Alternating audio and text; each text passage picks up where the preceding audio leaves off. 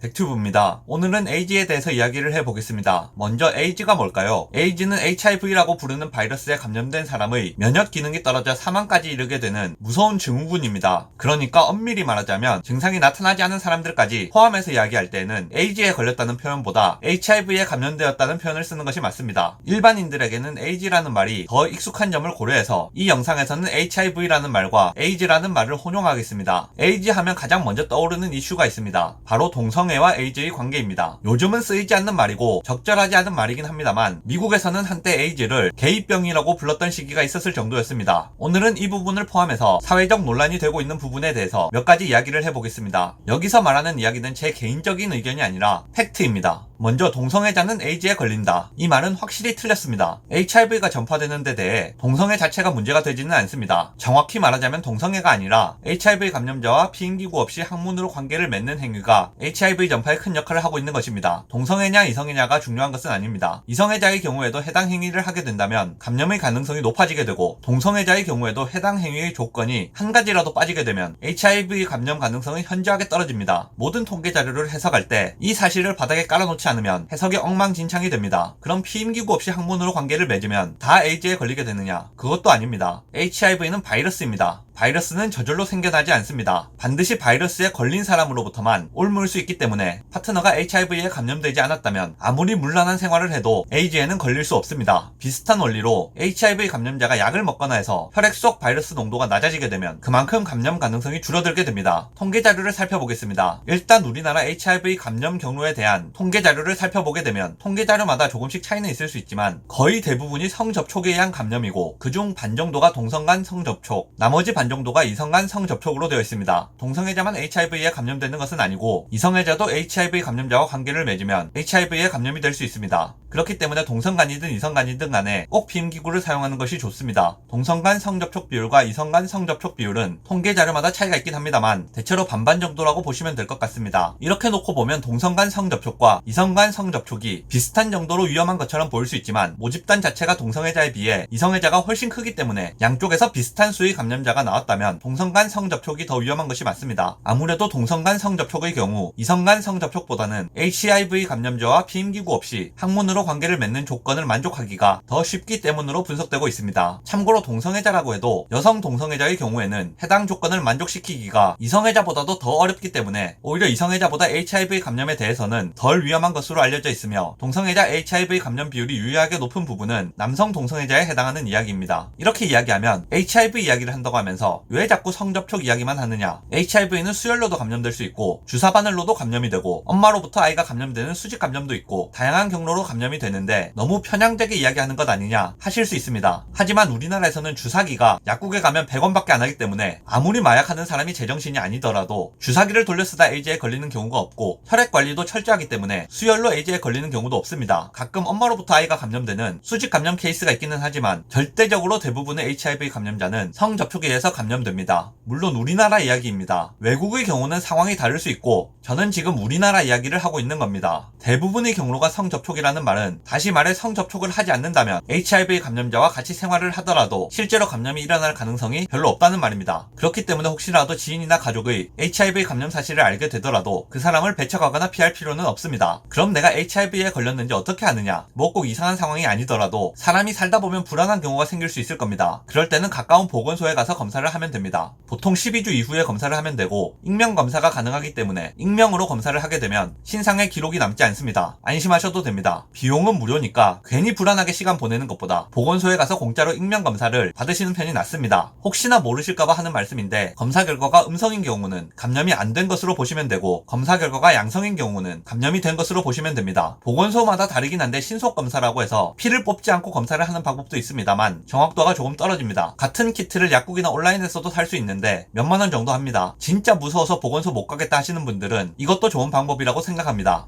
영상 요약하겠습니다. 우리나라의 HIV 감염은 대부분 성관계에 의해 이루어지며 특히 HIV 감염자와 피임기구 없이 학문으로 관계를 맺는 행위가 위험한 것으로 알려져 있습니다. HIV 감염이 의심되는 분들은 12주 후에 보건소에 가시게 되면 무료로 익명 검사를 받으실 수 있으며 간이 검사 키트의 경우에는 약국이나 온라인에서도 구입하실 수 있습니다.